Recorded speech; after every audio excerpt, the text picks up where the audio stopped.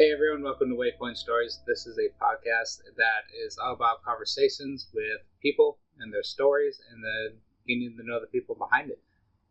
My name is Cody and I will be your host today and for this entire podcast.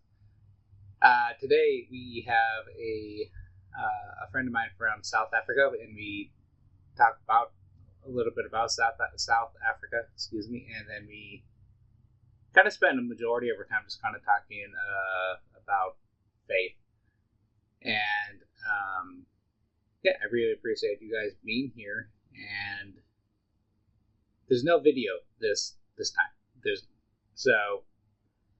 Even on YouTube, if you're listening to this on YouTube, it's not you. There's just no video, and this is to protect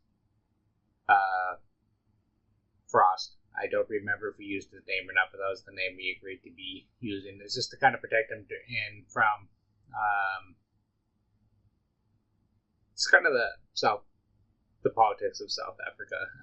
There's just kind of a lot going on, and he has requested to do no videos and real names, and I agreed. So yeah, that won't be in it this time. But thank you guys so much for being here today and being a part of this, and I'm thankful, and can't wait to see how the podcast grows as I just continue to learn and to improve with audio, video quality, and just getting better at the questions and conversations, getting to know people and maximizing that. Thank you guys so much for being here, and enjoy episode 2 with Frost. As we talk a little bit about him, who he is, and to kind of get a better understanding of South Africa. Just because the bits and pieces that I heard from you over the... How long have we known each other? Like 4 or 5 years now? Yeah, it's been about 4 years-ish. Yeah, it sounds like a pretty hard place to live. Well, firstly, thank you for inviting me. I'm absolutely thrilled to be able to guest on your podcast. And yes, it's a different place to live. I think if you look at it from a perspective with a first world lens on, it's a lot more difficult than it is when you've grown up in the country. I'm very nearly 40 years old, so I've been through everything from the end of apartheid all the way through the transition and where we've landed now. And yeah, there's the country was very different, but there's positives and negatives on both sides of the issue, and it just really depends on how you're looking at it, what you experience, and what you expect. Because, for example, I don't think I know anybody who doesn't pay for private security. We can't just trust our police to arrive when we phone them. There's been half a dozen issues in my area, a very upmarket area, where one of them that comes to mind is about 8 years ago now, where one of my neighbors was shot in an attempted robbery. And as far as I know, the cops still haven't arrived, and 8 years later. So sorry. It is a joke. We had, however, like 15 security vehicles on the scene within minutes.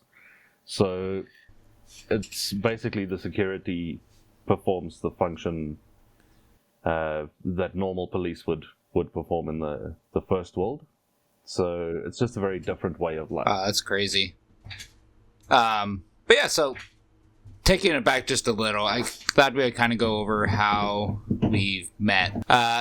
So we've known each other for like 4 years now. We met on a Discord server over a mutual streamer that we were following at the time, who was recently I mean, assuming you joined that server at the same time as when that streamer kind of gone back to their faith, right? Or were you part of that stream before? I was never on the Discord prior to, I think it was 2021. Okay. But I'd been following the streamer for a long time. Only really got on the Discord around that time, mainly because I thought that I might be able to help some people because of the faith walk that I've had in my life, and ended up getting a lot more help than I gave in the beginning, because you know how the Lord works. He sent me there with a big ego, thinking that I'm going to help everyone, and then the rug was pulled out from under me in my life, and I ended up needing to lean on people for help. So perfect timing, and that's where we met, and grew our friendship from there. Yeah, so the reason we're being vague on the streamer is, one, the streamer is kind of, I haven't paid it too close attention recently, like where they're at, but they kind of gone into a weird direction. And it's not that they are speaking anything that's like untrue, but how they are going about it, just kind of seems more like they're trying to do like the social media trend type and getting like the loud social media connection of like likes and just saying stuff to get that shock value. And I have a very hard time supporting that, and it's also hard because the person doesn't really take any sort of critiques, because they just feel like, nah, this is who I am, and so I'm just going to keep doing it that way. It's one of the reasons I left the server, was because of that, and also just kind of the people that was kind of following this streamer, just kind of like, no matter what this person said, they would just like follow this person to the edge of the cliff and then jump off the cliff with them if that person jumped. And I felt like it was more dangerous than good. I still pray for the person. I hope that they're doing good, and I hope that their spiritual maturity grows and that they can actually use their platform as a awesome testimony and way of witnessing to other people. But for me personally, I had to step away because of that. But we met because of a prayer group on that server, which was a great ministry for quite a while, and like support group, and that just kind of turned into this whole, I think it just grew too fast, and I think that's the problem with it, is like when it kind of like pulled me out of it, it's just that it grew so fast. Okay, so I think you're right on everything that you've mentioned here.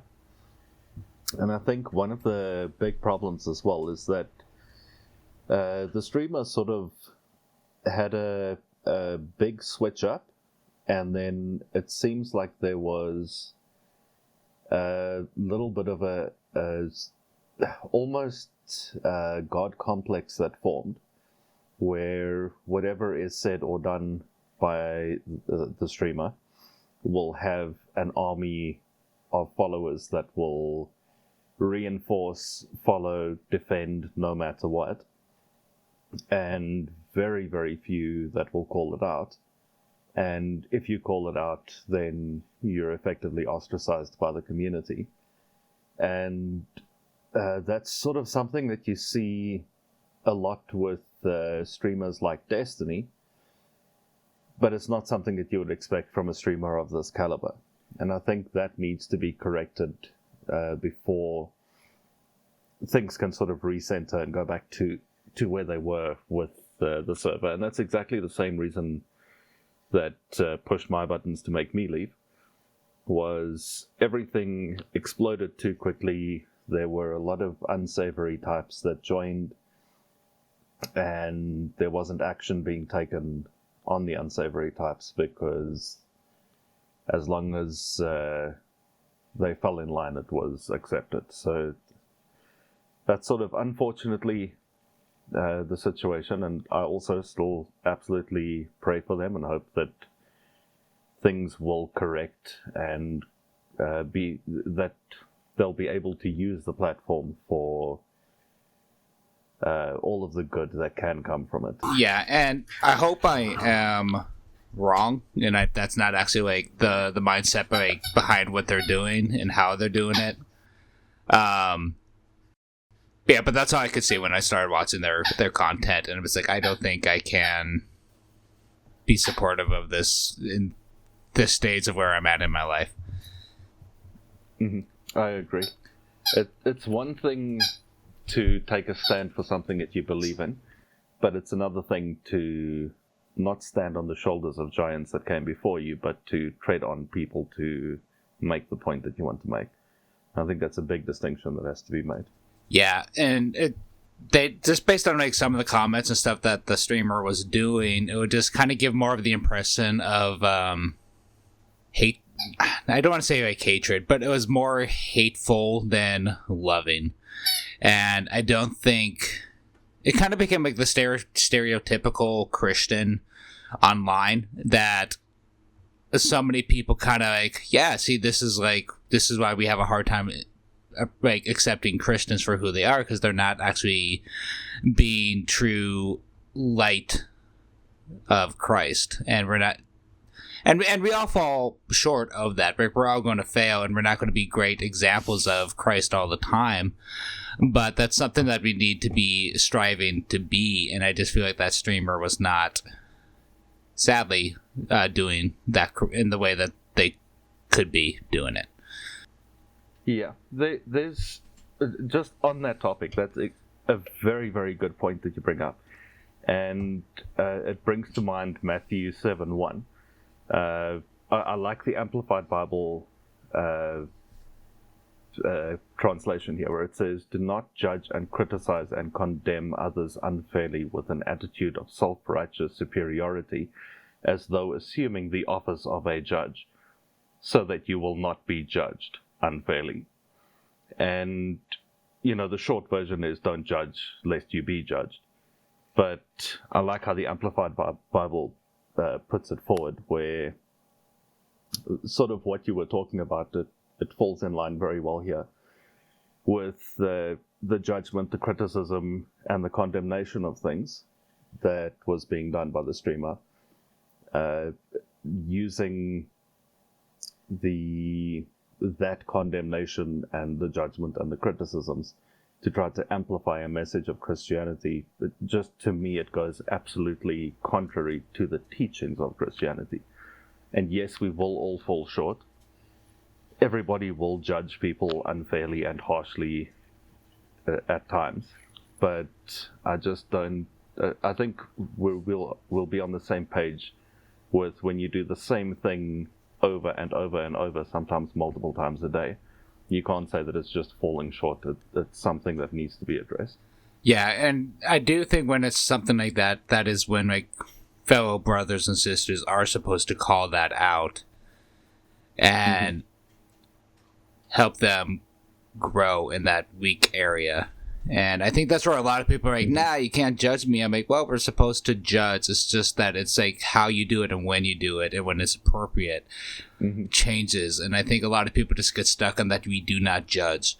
And it's like, but we do and we need to, and especially if it's coming from another brother and sister. Absolutely. If they are claiming to know Christ, you need to call them out because they're brothers and sisters. So you need to be loving and let them know that, like, hey, I don't think you're doing this right. And here's like backed up by scripture of why, like not just personal opinion. Like here's scripture why I don't feel like you're doing this correctly. And it's not in a way of like putting yourself higher, which I feel like other people have issues with. It's like, see how I'm doing better than you. It's just like, we all suck. we all suck, and we all are just doing so badly. And it's just need to be a part of the body so we can get called out and built up together. Because if without it, then it's just we're lone rangers, and that kind of makes our own Christianity, which means it's not Christianity. Yeah, absolutely. And I think that that's a very, very important point of we are all part of the body. It's not for us to judge people specifically unfairly on their actions, but when people are representatives of God, especially in the way that this streamer is with a large platform, it's important that other people that are part of the body call out things that are going to dissuade people from turning towards God. And that's not to say that we excuse sin, but it's also quite important that while we need to call out the sin, we cannot be attacking the sinner.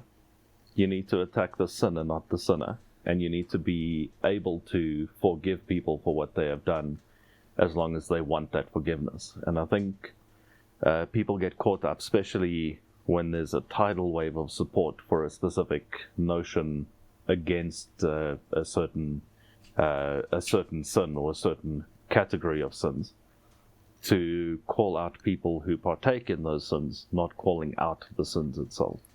And I think that's what the root of this is. Yeah, it's attacking the sin together and not attacking the person, because chances are is that we've all been there one way or another. And we've had to go through the same process of being called out and grow from it. So in South Africa, how is Christianity viewed, and how has that impacted your walk as a Christian? That's a very, very difficult question, because I think Christianity is the dominant religion of South Africa. But prayer was removed from our schools long ago. I think it was one of the first things that was done post-apartheid, is removing prayer from schools. And there's not really people that get attacked for being Christian. There's not really any sort of tension between religions so much in South Africa. But if I look at the churches that I have attended throughout my life, I think we have a very challenging religious dynamic in South Africa. I was once told by a pastor of a church that the questions that I'm asking are not appropriate for a church and I shouldn't come back. Where the question that I was asking referred to a passage in, I believe it was Psalms, where it speaks about God speaking to the council of the gods. And I just wanted to understand the wording of that, because it didn't make sense to me. I was a teenager at the time, and I was told to rather not come back to the church for asking inappropriate questions. So that's something that's quite prevalent here, where you've got the really, really firebrand preachers that go off the rails, and then you've got the really repressed versions of Christianity, and there's very little middle ground. There's another incident where there were a group of people that I know who joined a church with me that was sort of starting out a fairly small church. I think the congregation was maybe 40 or 50 people, and the pastor of that church actually started hitting on one of the ladies that I was with, and it became really vulgar and disgusting.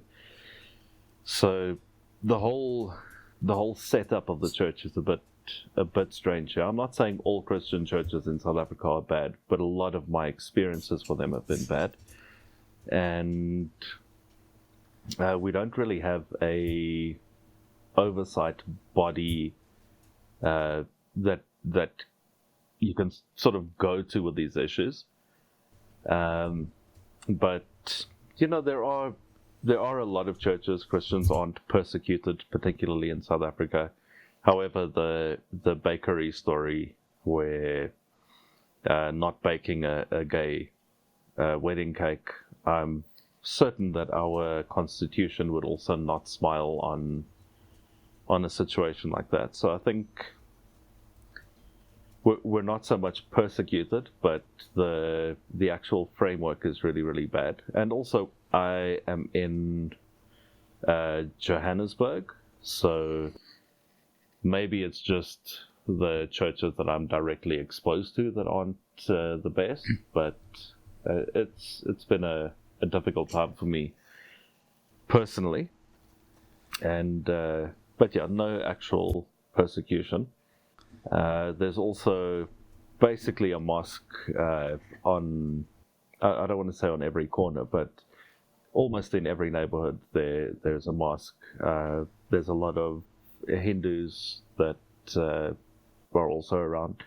Generally, everyone pretty much gets along.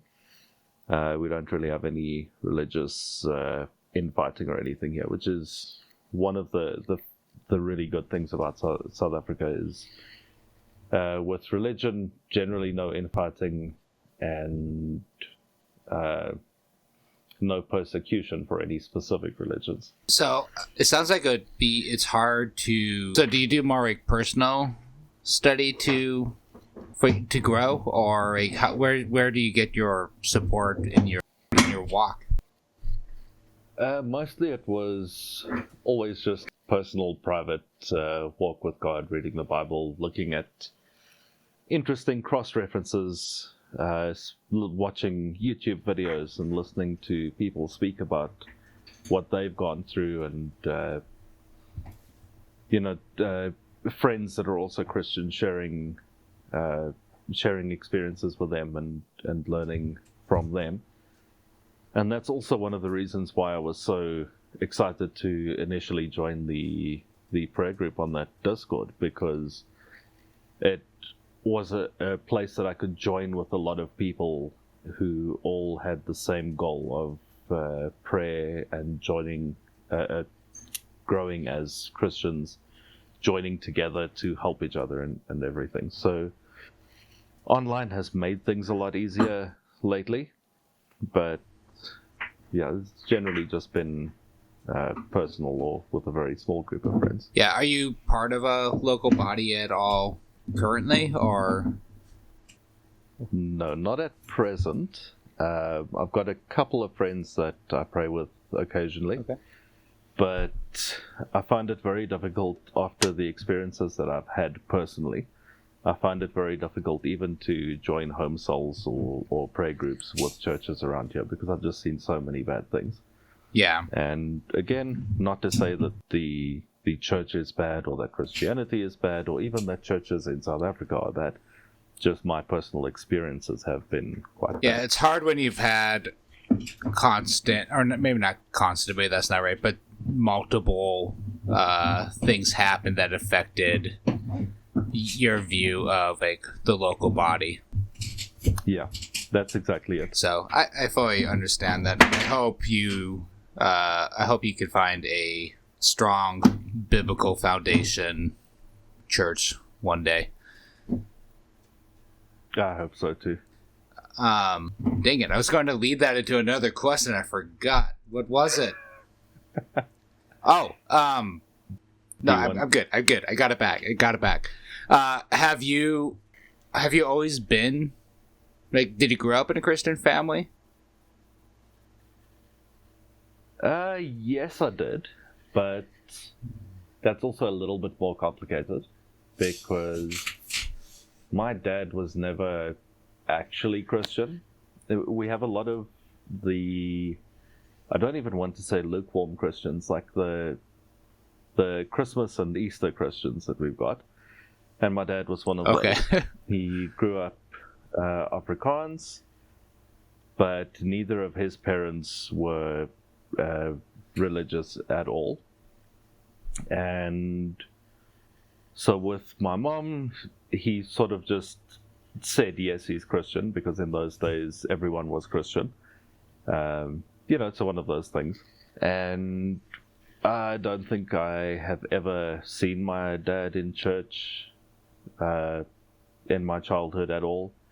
my mom used to take myself and siblings to Sunday school, and as we grew up, to the church on Sundays and things as well.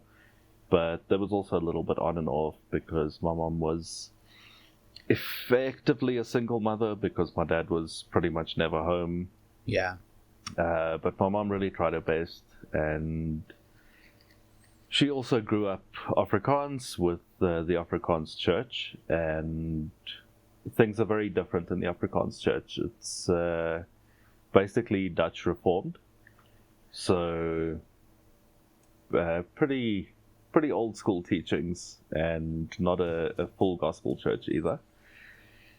So there was a lot of getting used to, and it was really hard on my mom as well, going to church, taking the kids to the Sunday school, and then going into the church and sitting there alone when she was surrounded by married couples. And so that also took a bit of a toll on her.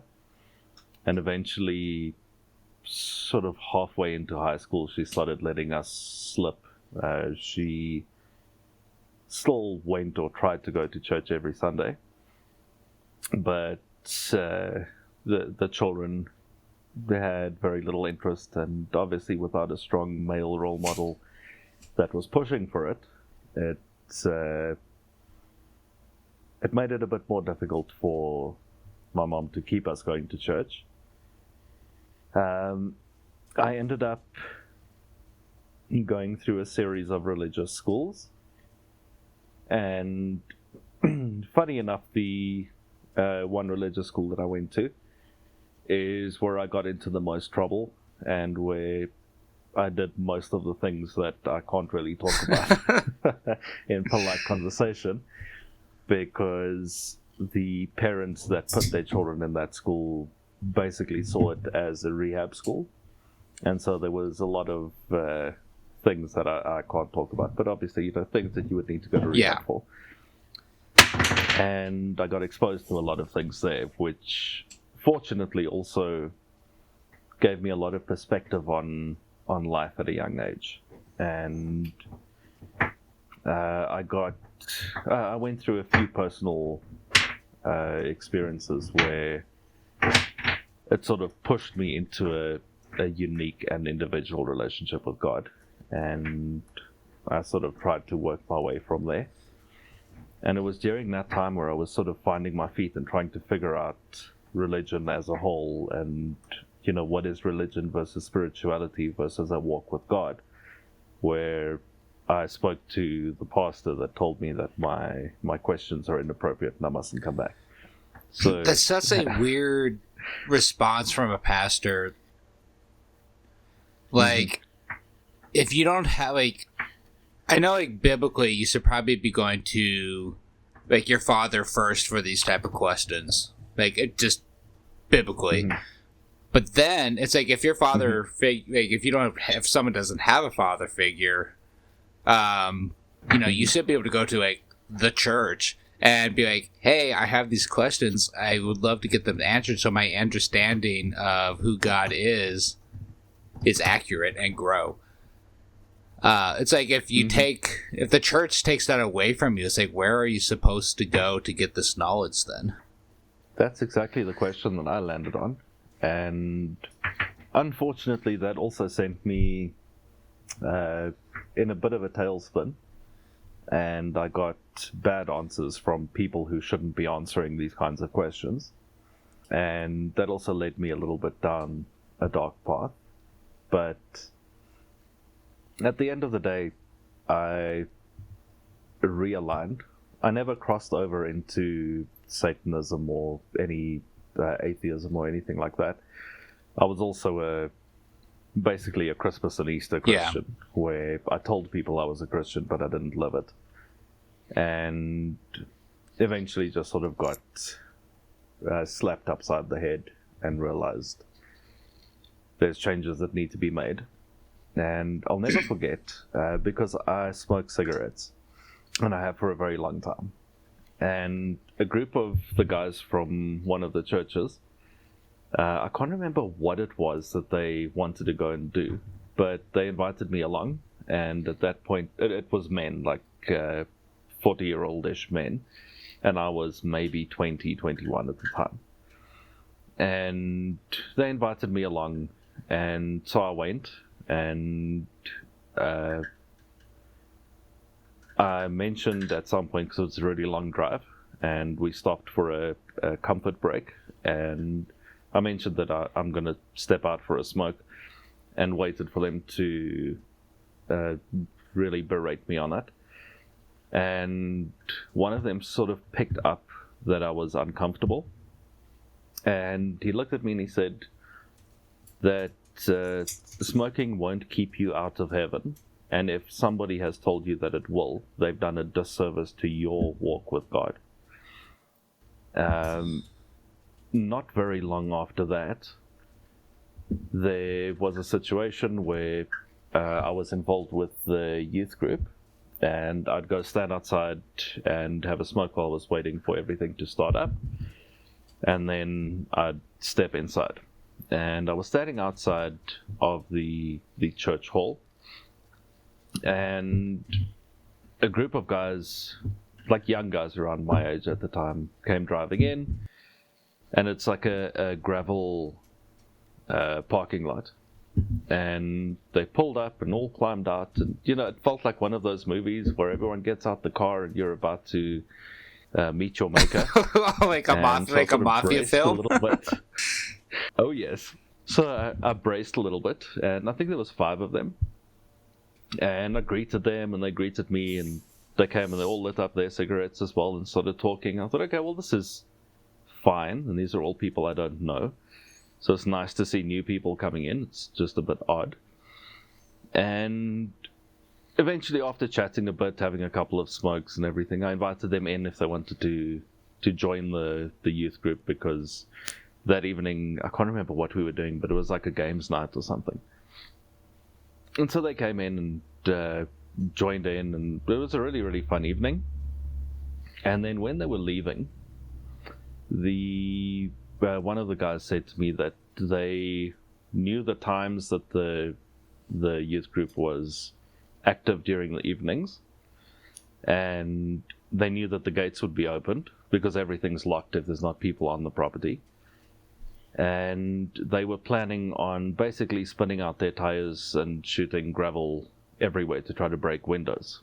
And when they saw me standing and smoking, they thought, that's weird, we didn't know Christians can smoke. And so they came to talk to me.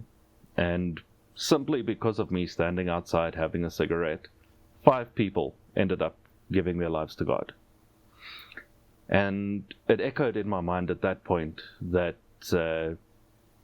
that sentence that I heard where the one guy from the church said to me, your smoking will not keep you out of heaven, and anyone that told you it will has done a disservice to your Christianity, or to Christianity, to your work with God.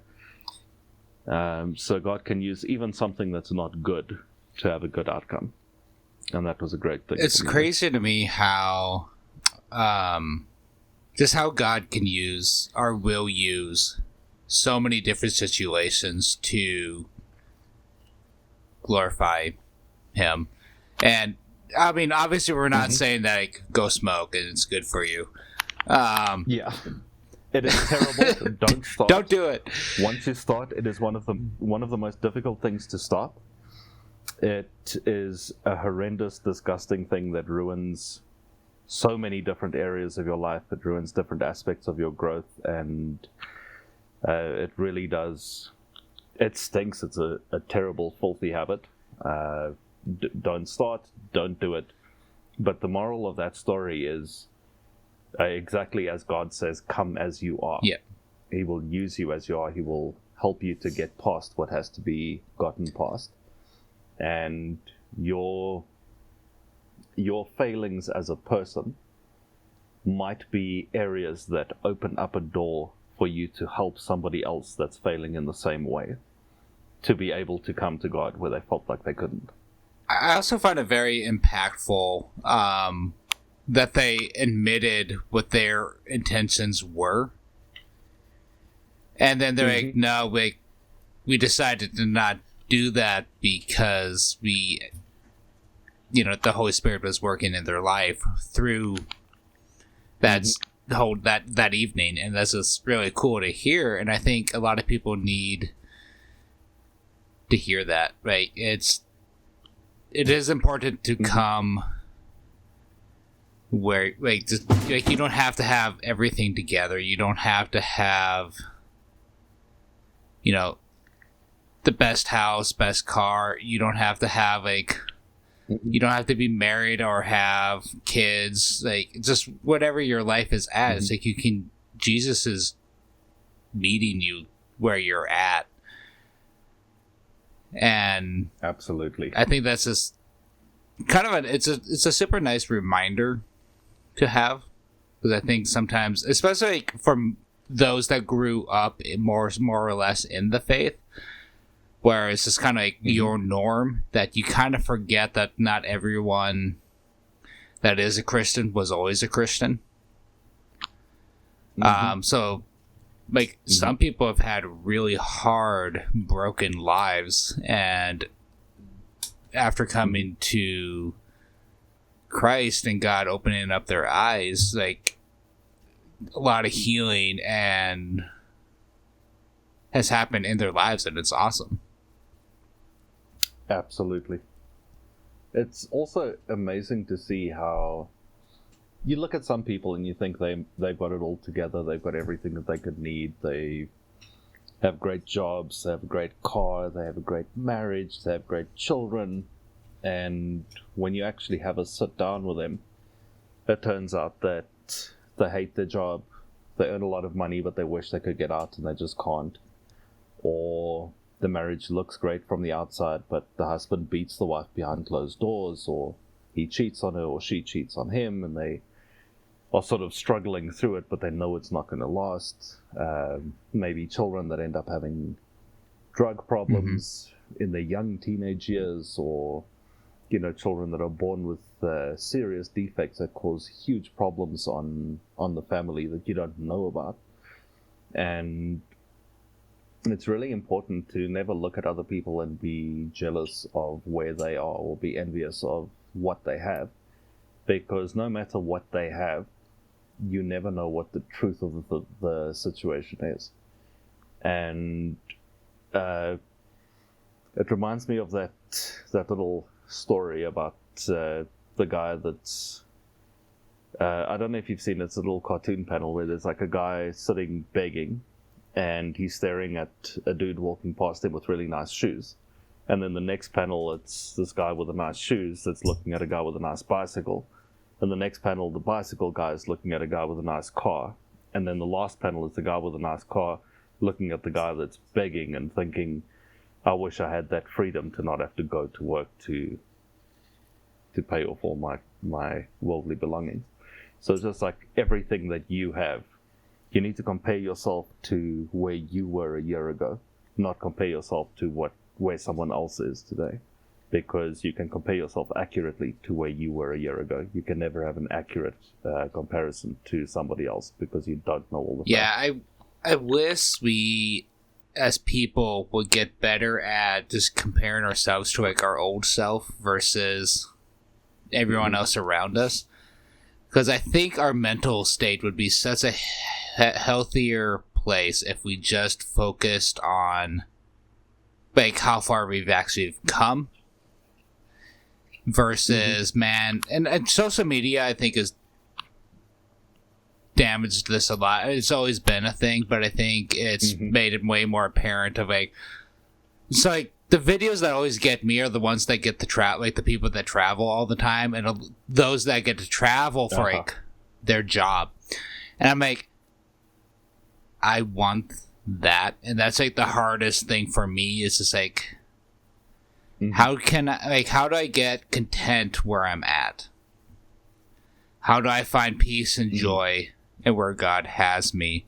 And that doesn't mean I can't or even shouldn't try to walk in that direction, but also be willing, if God, willing and content to stay where He has me, if that's better for His will. and his glorification. Like, how am I being faithful where I am at? And social media is such a double-edged sword with that.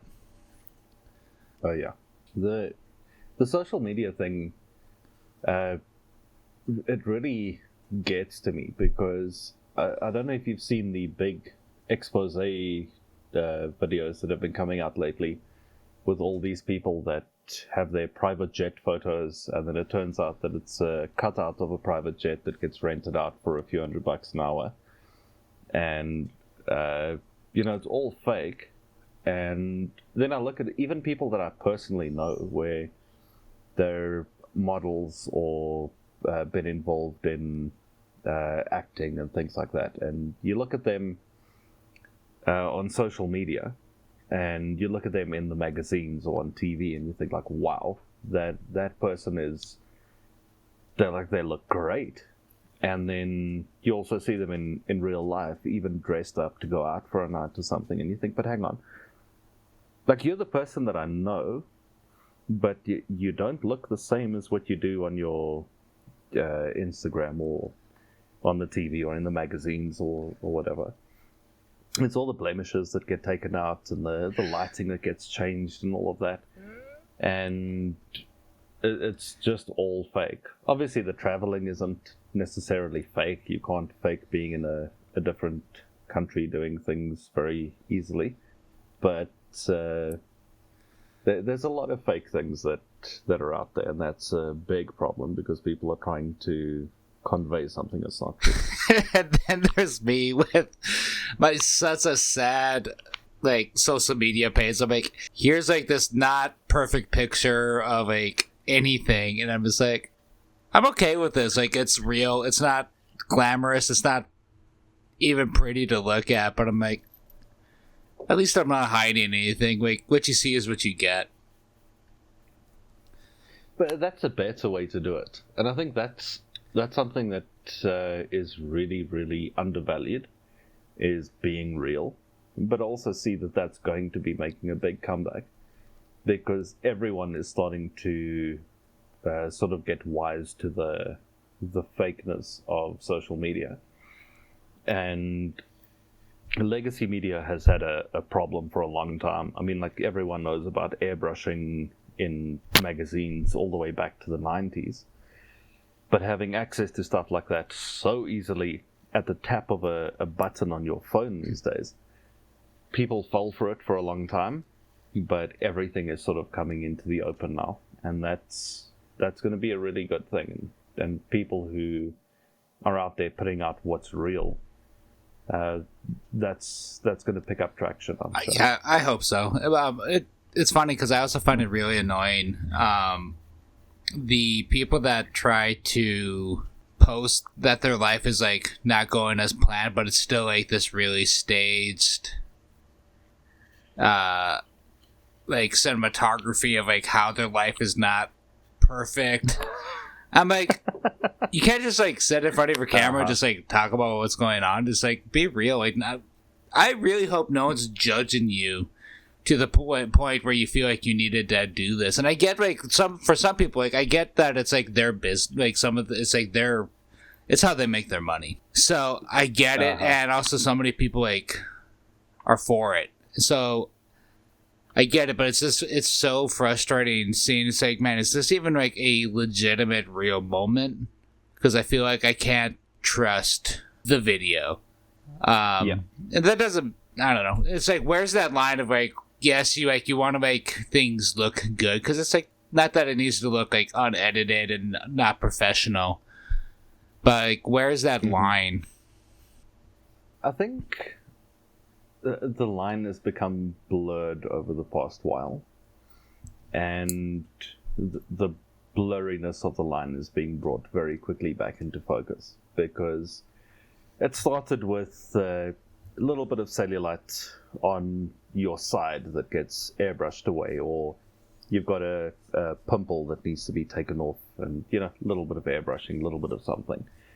And then it became basically redesigning your entire life, and not just changing your appearance, but changing everything about your life artificially, where you might be living in a one-bedroom apartment, nothing wrong with that, but you want to show off as though you're living in luxury.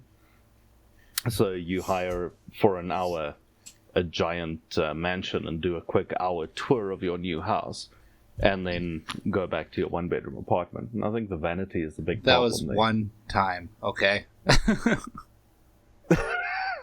I just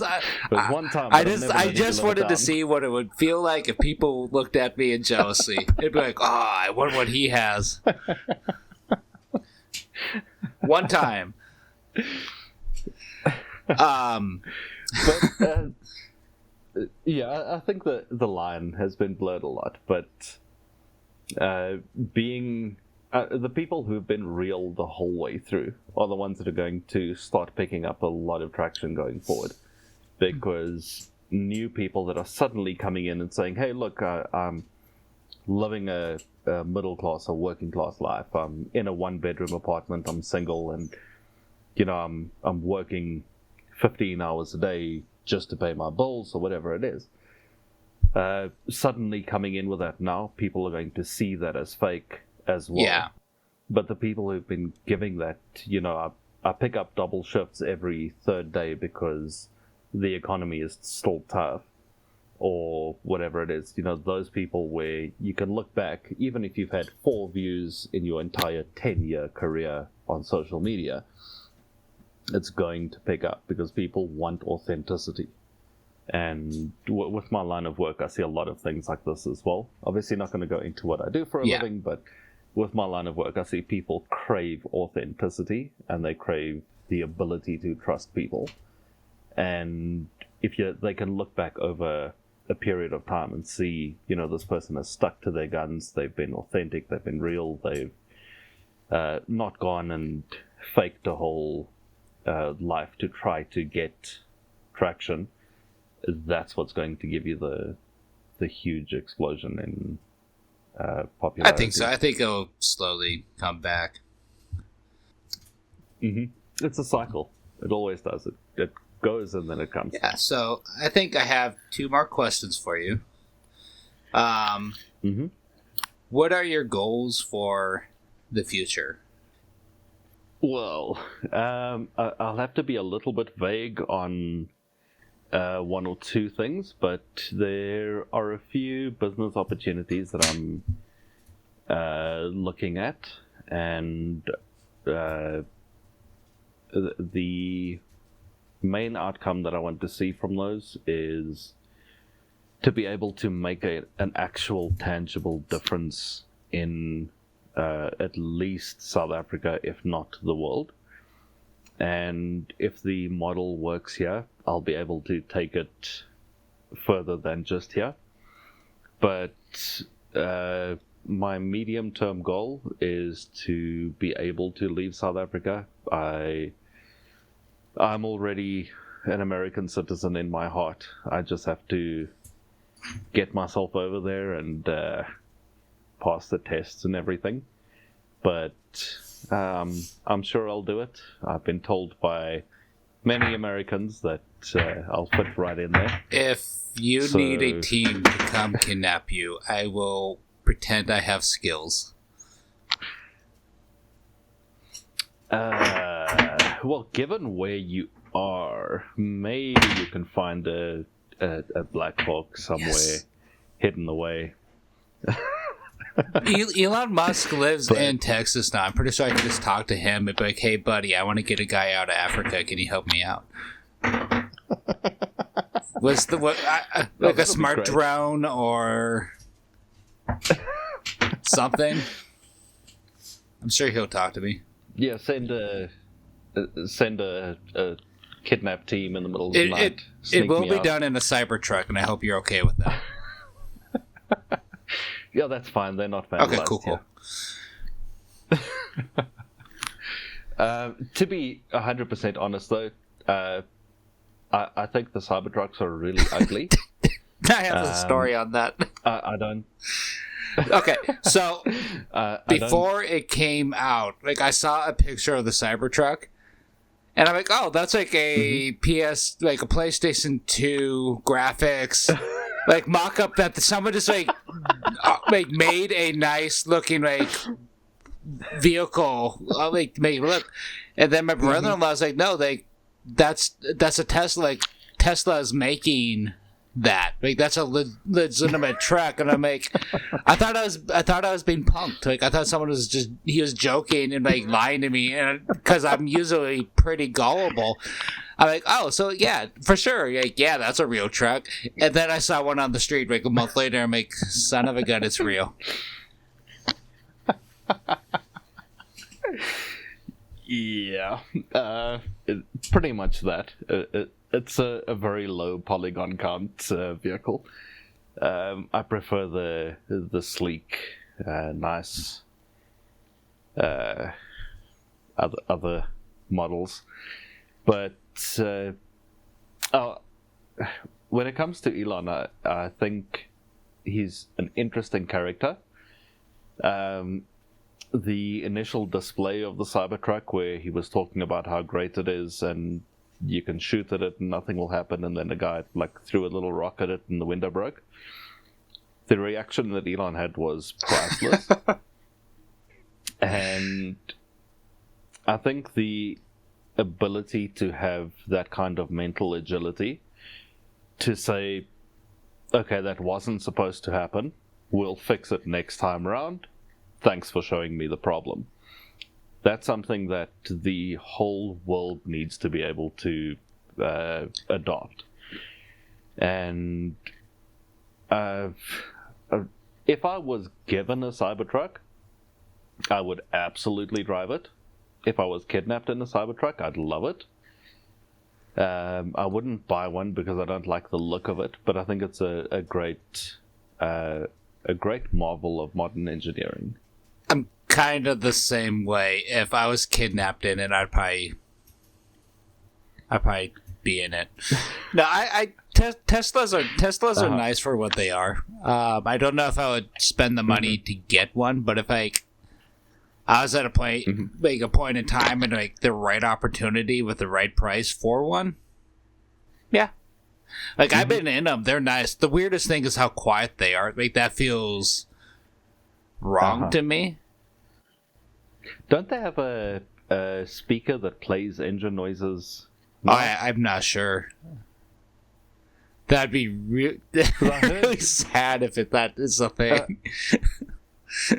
I heard about that because people, like it was actually causing like people to get creeped out because there was no noise. So I don't know if you've now got the option or if it's just built in that it actually like makes an engine noise. It's so weird. Yeah, I speak under correction though. I don't have one. I haven't seen one in a very long time, so I've heard the story. I don't know if it's true. Also, bearing in mind the fact that I live in South Africa where we barely have enough electricity to power our normal functioning of our cities every day, I would not drive an electric vehicle because the electricity I wanted to stable. question on that. Is that actually like you guys do not have enough power to power the city, or is it just like regulating and I don't know, like a power move? That's a very difficult question to answer. You got 4 minutes. Our population has increased a lot over the past while, like the past maybe 10, 15 years. And the infrastructure has not kept up with it. There's also not been enough maintenance of existing infrastructure, specifically the electricity infrastructure. So we don't really have enough. And the fact that we have... There's a nice term that's been invented in South Africa, which is called unscheduled maintenance. And that's just the pretty word for a repair. It's because maintenance isn't done as it's supposed to be done. And so they have to do a lot of repairs. But the problem is when you're talking about an electricity grid, if a production unit goes down at a coal power station, it's not a matter of quickly go in and change a pipe and turn it back on. It's a whole weeks-long process to do the full shutdown, the clean out, and all of that, and then restarting. We've got one nuclear power station, and I am terrified about the fact that we're now opening up bids for new power stations, specifically nuclear, and we are open to anybody, including Russia and Iran, to partner with us for it. But we do need the electricity. I support nuclear. I think nuclear is nuclear is the way to go if you want clean and reliable energy. But I don't trust Iran to provide good nuclear program. No, I've heard nuclear is if done correctly, can actually be a really clean energy, and it's more efficient than the way we do it now. Absolutely, it is. And there's actually a thorium reactor that has come online in China, and that is something that I suggest you look into, and I suggest the listeners look into. Thorium reactors have been basically a pipe dream for a long time, and if there is a viable thorium reactor, then nuclear energy is going to be a whole different ballgame because it's entirely safe. Yeah, I'll definitely look into that. So we're kind of running out of time, so I have one more question for you. This is a question that you can answer more personally or just something that you feel. This is going to be for a future thing down the road.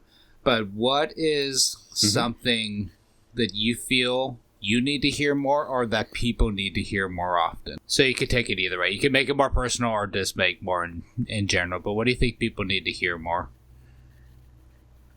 I'm going to be very vulnerable here, but I think personally and also in general, people need to know that they're not alone.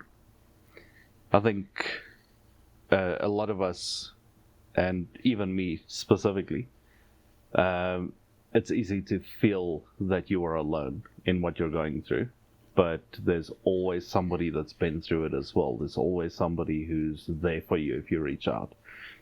And when you hit rock bottom or when you're in a really bad space, people don't necessarily reach out to you, and you feel that you can't reach out to them because you're in a spot where you don't want to burden people with your problems or whatever. But I think people need to hear that they're not alone, and that 100%, if I'm willing to bet 100% of the people you think you can reach out to, you can reach out to. And if you have gone through something, or if you're going through something, somebody else has been there, and they'll be able to, if not help you, they'll be able to listen. So what do you think is a easy application for people to start doing that? This again links a little bit back to the Christian principles. Is you need to put your pride in your pocket, and if you're having a hard time, speak to people. Tell people you're having a hard time. Tell people you're struggling with something or you need help with something. And it's difficult, especially if it's a situation that you're feeling embarrassed about, or if it's something that's very personal. Everybody has at least one person that they can speak to about really embarrassing, really personal, or just really emotional things that they know will be there for them. But you need to put your pride in your pocket. Don't feel like you're going to burden people. I've said to more people than I can count, I would much rather listen to your problems than listen to your eulogy. Talk to me. And I think most people feel that way. If you've got a problem, just reach out to people. And then I also think on a more broad level, if people that you know haven't reached out in a while, or they're acting different or something, we as people should also reach out to them and ask them, hey, what's up? Are you okay? Is everything good? Can we talk? Yeah, no, I think that is Very true. I think so many people just gotta keep to themselves until they get reached out to, and then they'll say something. But it's like, just take action, do it first. Also, like, if you are lonely, ask people to do things. It's not weird, but I feel like we make it weird because we always feel like we need to be asked, and you can't like set up plans. I don't know. It's weird. Like, I've just seen weird things over the years where people are just like, nah, like, I want this, but I'm not going to like take steps to do it. I was like, why not? Just do it. Yeah, absolutely. And just another point on that. I think people are really withdrawn about actually saying the words, I'm lonely. But I can tell you now, there's a lot of people that if they ask me to come and have a cup of coffee with them or something, if I've got other things to do, I'll probably blow them off.